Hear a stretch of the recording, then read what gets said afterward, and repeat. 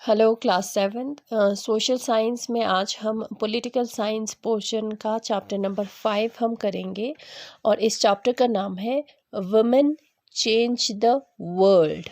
ठीक है, इससे पहले वाले चैप्टर में, इससे प्रीवियस चैप्टर में यानी कि चैप्टर नंबर 4 में हमने देखा women's work in home is not recognised as work. वो वुमेन्स, वो लड़कियां जो घर पे रह के काम करती है, सुबह से लेके शाम तक, रात तक वो घर का काम करते हैं, उस काम को कोई रिकॉग्नाइज्ड नहीं करते हैं, नज़रअंदाज करते हैं, है ना। इस बारे में हमने देखा और हमने ये भी देखा कि किस तरह बॉयज़ एंड गर्ल्स में किस तरह से डिफरेंसेस होते हैं, फ़र्क होते हैं, क्या डिफरेंसेस होते हैं, क्या फ़र्क होते हैं, ये भी हमने देखा इससे पहले वाले चैप्टर में। अब हम इस चैप्टर में, in this chapter we will look at women work outside the home. हम देखेंगे कि वुमेन जो है, वुमेन जो घर से बाहर काम करते हैं उसके बारे में हम देखेंगे। How some occupation seen more suitable for men than women, और किस तरह से सोसाइटी में काम, ऑक्यूपेशन को, कुछ ऐसे काम होते हैं जिसको कहते हैं कि वो सिर्फ मेन ही कर सकते हैं, और कुछ ऐसे काम है जिसको कहते हैं कि वुमेन के लिए ये काम ठीक है। ठीक है, ये हम देखेंगे। Women struggle for equality, women's ने, लड़कियों ने इक्वालिटी के लिए क्या क्या स्ट्रगल किए वो हम देखेंगे। और efforts by women to change discrimination, discrimination जो भेदभाव होते हैं उसको चेंज करने के लिए वुमेन्स ने, लड़कियों ने क्या क्या एफर्ट्स किए, क्या क्या मेहनत किए, कितने स्ट्रगल किए, वो हम इस चैप्टर में हम देखेंगे। ठीक है, अब अगर हम सोसाइटी में अगर हम देखेंगे, कुछ काम होते हैं, ऑक्यूपेशन होते हैं जो मेन होते हैं, जैसे कि हो गया फार्मर, टीचर, साइंटिस्ट, पायलट या नर्सेस, है ना। अगर किसी को बोलेंगे या क्लास में अगर हो, अगर मैं आपसे पूछूंगी, आप लोगों से पूछेंगे कि ये देखो यहाँ पे क्या क्या है, फार्मर है, टीचर है, साइंटिस्ट है, पायलट है, नर्सेस है, देखो आप लोग ये इसमें भरो कि इसमें कौन सा काम वुमेन करेंगे और कौन सा काम मेन करेंगे, है ना। तो उसमें क्या होगा कि आप लोग कहेंगे फार्मर है तो वो क्या है, मेन, ठीक है ना। टीचर है, वुमेन, ठीक है। साइंटिस्ट है, मेन, ठीक है। पायलट है, वो मेन करेंगे, और नर्सेस जो है वो वुमेन करेंगे, है ना। तो जो टीचर और नर्स के लिए लोग बोलेंगे वुमेन, इन दोनों कामों के लिए वुमेन ठीक है ना। मगर ये क्या है, फार्मर, साइंटिस्ट, पायलट जो है ऐसे ऑक्यूपेशन हैं जो कौन कर सकते हैं, मेन ही कर सकते हैं, ऐसा लोग सोचते हैं, ऐसा लोगों के थिंकिंग होता है, ऐसा लोगों की सोच होते हैं। ठीक है, कहते हैं कि 83.6% of women in India are engaged in agricultural work। India में 83.6% वुमेन में से 83.6% वुमेन जो है कौन से कामों में एंगेज होते हैं, एग्रीकल्चरल वर्क में वो लोग एंगेज होते हैं, यानी वो लोग खेती बाड़ी का काम करते हैं। मगर अगर हम जब ऑक्यूपेशन की बात करें तो फार्मर जब बोलते हैं तो उसमें मेन ही हमें याद आते हैं, है ना। मगर जब एग्रीकल्चर के काम में वुमेन्स का भी बहुत ज़्यादा हाथ होते हैं, वो लोग बीज बोते हैं, वो लोग हार्वेस्टिंग करते हैं, वो लोग फसल कटाई में वो लोग मदद करते हैं, थ्रेशिंग में वो लोग मदद करते हैं। सब कुछ ऐसा जो एग्रीकल्चरल वर्क होता है ना, उसमें हर काम में वुमेन्स जो है मदद करते हैं। मगर फिर भी जब हम ऑक्यूपेशन की बात करेंगे तो बोलेंगे फार्मर जो है कौन है, मेन है ना। अगर बुक में पिक्चर दिखाया हो ये फार्मर है तो हमेशा से एक मेन को ही दिखाया जाता है, एक मेन का ही पिक्चर होता है, फार्मर के लिए वुमेन का पिक्चर कभी नहीं होते हैं, है ना। Women are better as nurse link to women role in family.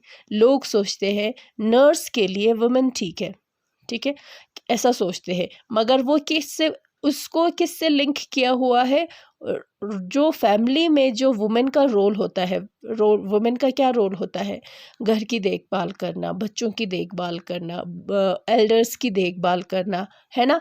Nurse का तो वही काम होता है, पेशेंट की देखभाल करना। तो उसी से लिंक करके लोग कहते हैं नर्स जो है वो वुमेन्स के लिए ठीक है, ठीक है। Due to stereotype that science require technical mind, girls like this field like engineering। हमारे सोच ऐसे होते हैं, यानी कि स्टीरियोटाइप्स, यानी जो पुराने ख्यालात वाले लोग होते हैं ना, उनको स्टीरियोटाइप्स कहते हैं। वो लोग ऐसा सोचते हैं, कुछ लोग ऐसे होते हैं सोसाइटी में जिनके ख्यालात जो है पुराने होते हैं, पुराने सोच होते हैं। तो वो लोग ऐसा सोचते हैं कि जो साइंस के लिए, ठीक है, क्या चाहिए? टेक्निकल माइंड चाहिए, और वो माइंड जो है वो बॉयज़ के पास होता है और गर्ल्स के पास वो नहीं होता है। तो इंजीनियरिंग में, साइंटिस्ट में कौन ठीक है, मेन जो है वो बेटर होता है, ऐसा लोग सोचते हैं। उनके सोचने का तरीका होता है, ठीक है।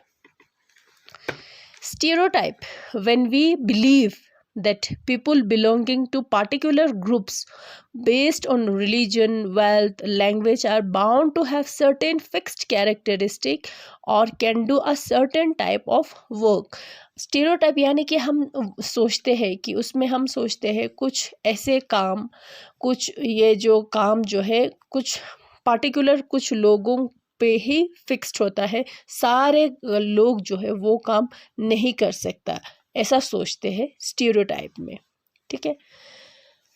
Some like to face challenges, उसमें से कुछ जो है किसी लोगों को, वुमेन्स को चैलेंजेस फेस करना पसंद है। Boys ask to go for science subject for careers pursuit. लोग कहते हैं कि बॉयज़ को क्या चुनना चाहिए, कौन सा सब्जेक्ट चुनना चाहिए? साइंस, ठीक है, अपना करियर बनाने के लिए तो साइंस सब्जेक्ट जो है वो चूज़ करना चाहिए। Boys ask not to cry at an early age, और बॉयज़ को ये सिखाया जाता है, ये बोलते हैं कि तुम रोना नहीं चाहिए, बॉयज़ को रोना नहीं चाहिए, रोने का काम तो लड़कियों का होता है, ऐसा सोच होते हैं लोगों का, ठीक है। पास्ट यानी कि पुराने ज़माने में रीडिंग राइटिंग जो है किसी लोगों को कुछ ही लोगों को पता होता था पुराने ज़माने में, बहुत पुराने ज़माने में ऐसे स्कूल्स नहीं होते थे, ठीक है, जैसे अभी है। बच्चे जो है children learn work with families, बच्चे काम सीखते थे अपने फैमिलीज में बैठकर, अपने बुजुर्गों से, अपने एल्डर्स से वो लोग सीखते थे, ठीक है, स्कूल नहीं होते थे। Women collected mud and prepared earth for pots, not operated wells, so were not potters। potters किसको कहते हैं? बर्तन बनाने वालों को, ठीक है। potters कौन होते हैं? फिर मेन होता है अगेन, ठीक है। मगर वुमेन का भी पोट यानी कि बर्तन बनाने में वुमेन का भी बहुत ज़्यादा रोल होता है। वो क्या करेंगे? मिट्टी तैयार करेंगे, उसका वो बनाएंगे, मिट्टी बनाएंगे, ठीक है। मगर ये जो व्हील होता है ना, जो चक्रा जो होता पहिया होता है ना, जिस पे बर्तन बनाया जाता है, वो नहीं घुमाती है, तो वो सिर्फ मेन घुमाते हैं। तो पोटर होता है मेन, ठीक है, पोटर हो गया मेन, ठीक है। मगर पोट बनाने में, बर्तन बनाने में वुमेन्स का भी बहुत ज़्यादा हाथ होते हैं, ठीक है। Education and learning ideas emerge, अब धीरे धीरे पास्ट, ये तो हम पास्ट की बात कर रहे हैं, पुराने ज़माने की बात कर रहे हैं। जैसे जैसे वक्त गुजरता गया, एजुकेशन और लर्निंग आइडियाज़ जो है आया। एजुकेशन क्या होता है, लर्निंग क्या होता है, रीडिंग राइटिंग क्या होता है, वो सब सीखा, ठीक है। अब स्कूल जो है लोगों के लिए कॉमन बन गया, चाहे बॉयज़ हो, girls now send to school for education. अभी चाहे बॉयज़ हो या गर्ल्स हो, सबको स्कूल भेजा जाता है ना, सबको पढ़ने लिखने का मौका मिलते हैं, है ना। मगर पहले तो चाहे बॉयज़ हो गर्ल्स हो, दोनों के लिए स्कूल नहीं हो, ना के बराबर होते थे, और वो लोग क्या होते थे, घर पे ही सीखते थे। फिर धीरे धीरे करके मेन एजुकेशन यानी कि बॉयज़ के एजुकेशन को ज़्यादा इम्पोर्टेंस दिया जाता था। फॉर एग्जांपल देखो 1960 में जब सेंसस हुआ था तो पता चला कि मेल का लिटरेसी, मेल यानी कि बॉय, मेल का लिटरेसी रेट जो है कितना परसेंट है, 40% है। ठीक है, 40% थे। और फीमेल का यानी कि गर्ल्स का लिटरेसी रेट जो है कितना थे, सिर्फ 15%। ठीक है, 15% है तो मेल का भी बहुत ही कम था, मगर फिर भी इन दोनों के बीच में गैप बहुत ज़्यादा है। 40 और 15% के बीच में गैप बहुत ज़्यादा है ना। और मेल और फीमेल के लिटरेसी रेट में बहुत ज़्यादा डिफरेंसेस थे।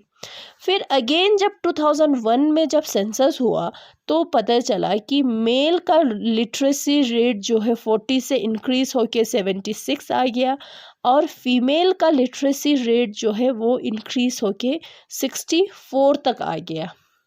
ठीक है, अब दोनों में लिटरेसी रेट जो है, पढ़े लिखे लोग जो है दोनों में इंक्रीज हो गए, मेल में भी इंक्रीज हो गए और फीमेल में भी इंक्रीज हो गए। मगर अभी जो है 2001 की सेंसस में इन दोनों के बीच में गैप जो है वो कम हो गए, डिक्रीज हो गए, इतना फ़र्क नहीं है ना। अभी इस 2001 के उसमें इतना फ़र्क नहीं है जितना 1960 के इन दोनों के बीच में इतना गैप था। ठीक है, अब गर्ल्स को भी अभी क्या हो रहा है, गर्ल्स को भी स्कूल भेज रहे हैं पढ़ने और लिखने के लिए, है ना। अब ये सारा जो है ये पॉसिबल कैसे हो पाया, बहुत अलग अलग वुमेन्स ने स्ट्रगल किया, मूवमेंट चलाया। उसमें से एक था रमाबाई, ठीक है, जिनको पंडिता के नाम से भी जानते थे लोग। ठीक है, नेवर वेंट टू स्कूल, वो पंडिता यानी कि रमाबाई जो है कभी स्कूल नहीं गई थी। ठीक है, मगर वो लिख पाते थे, पढ़ पाते थे। कौन सा, संस्कृत। तो उन्होंने एक मिशन एस्टैब्लिश किया, खेदा गांव जो पुणे के सामने थे। कब एस्टैब्लिश किया, 1898 में। और वहाँ पे उस जगह पे क्या होता था, लोगों वुमेन्स को, ख़ास करके विडो और पुअर वुमेन को, जो पुअर फैमिली से बिलोंग करते थे, उन लोगों को क्या करते थे, एजुकेटेड होने में वो लोग इनकरेज करते थे, लिटरेट होने में, पढ़ने और लिखने के लिए इनकरेज करते थे। ठीक है, और इंडिपेंडेंट होने के लिए भी इनकरेज करते थे, खुद काम करो, खुद पैसा कमाओ और खुद इंडिपेंडेंट हो जाओ। ठीक है, ऐसा कौन करते थे, इसके लिए इनकरेज, लिटरेट और इंडिपेंडेंट होने के लिए इनकरेज कौन करते थे, रमाबाई करते थे। ठीक है, और उसी तरह से रास सुंदरी देवी, ठीक है, रास सुंदरी देवी कहाँ पे, वेस्ट बंगाल में। ठीक है, उन्होंने एक ऑटोबायोग्राफी लिखा। ठीक है, अब ये देखो, इनकी कहानी सुनो, ये भी कभी स्कूल नहीं गई थी। ठीक है, कभी स्कूल नहीं गई थी, और ये क्या करती थी, वो घर पे ही करती थी, पढ़ाई करती थी। मगर वो अपने इवन वो अपने हस्बैंड के सामने भी वो नहीं पढ़ सकती थी। चोरी छुपे वो लोग पढ़ते थे जब सारे लोग सो जाते थे। तो वो कैसे पढ़ते थे, उनके घर में एक क्या होता था, एक बुक होता था, नॉवल होता था।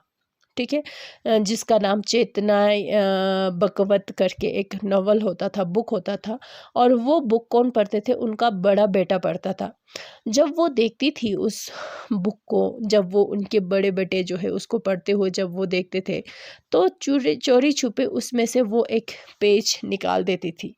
ठीक है, उसमें से एक पेज वो निकाल देती थी।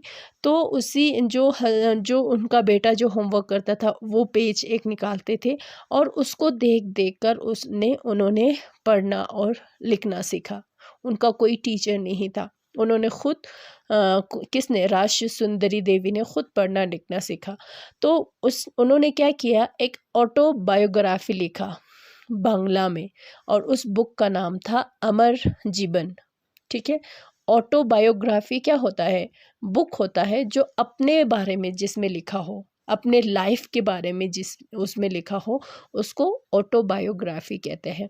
तो उन्होंने राज सुंदरी देवी ने एक ऑटोबायोग्राफी लिखा बांग्ला में, और उस बुक का नाम था अमर जीवन करके था, और वो फर्स्ट ऑटोबायोग्राफी था इंडिया में जो इंडियन एक वुमेन ने लिखा था। ठीक है, वो हाउस वाइफ थी। एक उनकी शादी एक रिच लैंडलॉर्ड के साथ हुआ था, रिच लैंडलॉर्ड फैमिली में हुआ था। ठीक है, मगर वो कभी स्कूल नहीं गई, चोरी छुपे वो पढ़ाई करती थी। तो उन्होंने बाद में एक ऑटोबायोग्राफी लिखा। तो वो फर्स्ट ऑटोबायोग्राफी था जो एक इंडियन वुमेन ने लिखा था।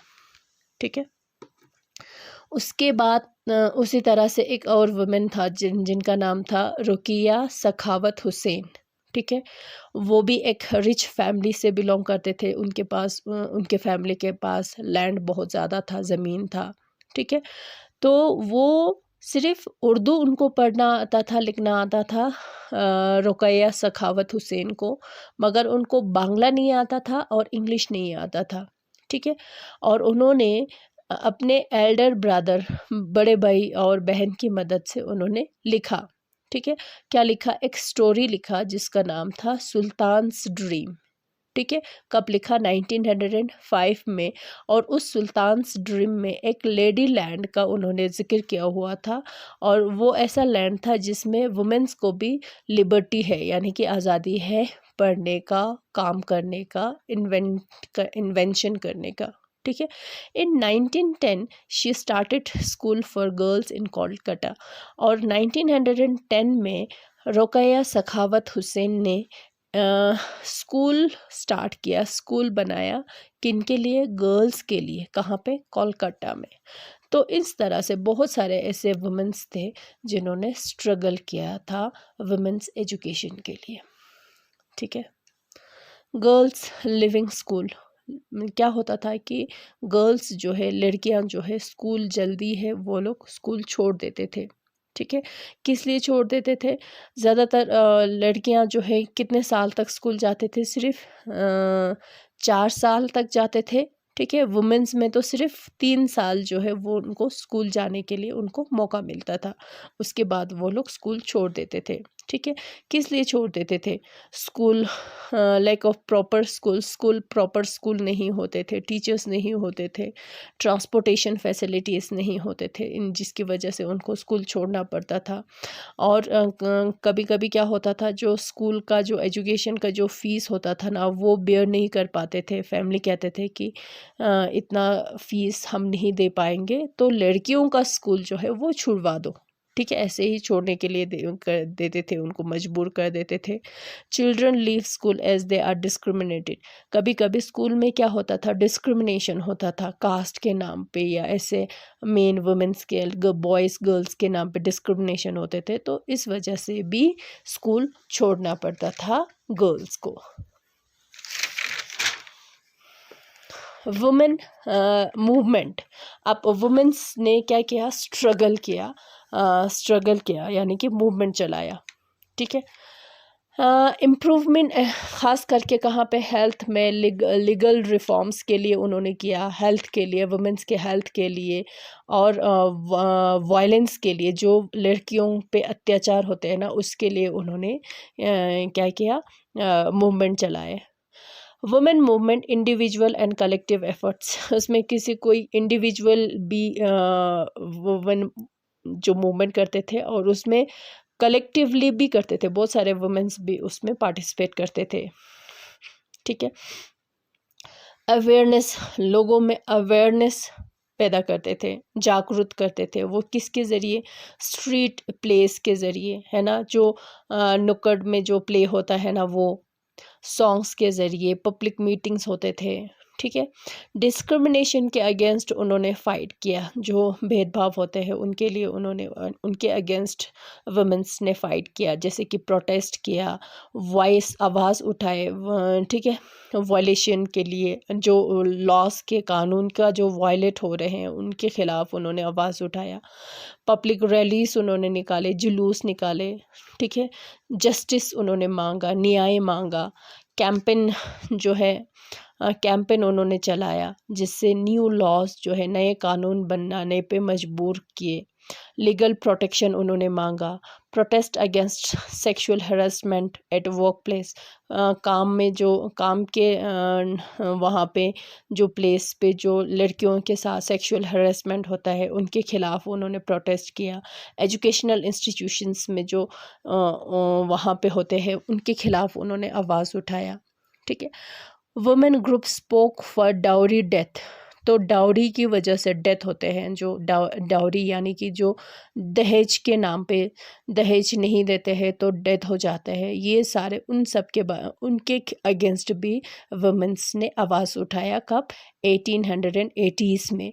और इस डाउरी डेथ के खिलाफ आवाज़ उठाने में एक लड़के का बहुत ही एक्टिव रोल था, जो था सत्य रानी जी। ठीक है। Showing solidarity with other women's, दूसरों वुमेन्स के साथ भी उन्होंने क्या किया, इक्वली उन्होंने पार्टिसिपेट किया। कैंडल्स उन्होंने जलाए। ठीक है, वाघा बॉर्डर्स में। और ये 8 मार्च जो है उसको इंटरनेशनल वुमेन्स डे जो है as a international women's day जो है वो डिक्लेयर किया। कब? 8 मार्च। ठीक है। इस तरह से जो है वुमेन्स के कंडीशन में इस तरह से क्या आया, चेंजेस आया। ठीक है। जब बहुत सारे वुमेन्स ने मूवमेंट चलाया, स्ट्रगल की, तब जाके वुमेन्स के कंडीशन में क्या हुआ, चेंजेस आया, इम्प्रूवमेंट आया, प्रोग्रेस आया। नहीं तो पहले तो बहुत ज़्यादा वुमेन्स के साथ बहुत ही ज़्यादा क्या होता था, डिस्क्रिमिनेशन होता था, भेदभाव होता था, इक्वालिटी बिल्कुल नहीं था। अभी तो ऐसा कोई काम नहीं है जो वुमेन्स नहीं कर सकते, है ना। हर कोई काम जो मेन करते हैं, जो बॉयज़ करते हैं, वो वुमेन्स भी आराम से कर लेते हैं। ऐसा हर कोई फील्ड में वुमेन्स भी देखने को मिलेंगे अभी, है ना। अभी जो स्कूल जो है वो ज़्यादातर स्कूल भी होता है, क्या होता है, वुमेन्स और बॉयज़ एंड गर्ल्स दोनों के लिए होता है। फिर धीरे धीरे करके क्या होता है जो गर्ल्स का कॉलेज अलग से होते हैं, है ना। ये सारा होता है। अभी तो कितना कितना डेवलपमेंट हुआ, मगर स्टार्टिंग में वुमेन्स को बहुत ज़्यादा स्ट्रगल करना पड़ा था इक्वालिटी के लिए। ठीक है। तो ये आपका चैप्टर ख़त्म हो गया। तो फिर नेक्स्ट हम इसी चैप्टर का एक्सरसाइज करेंगे। ठीक है। Thank you.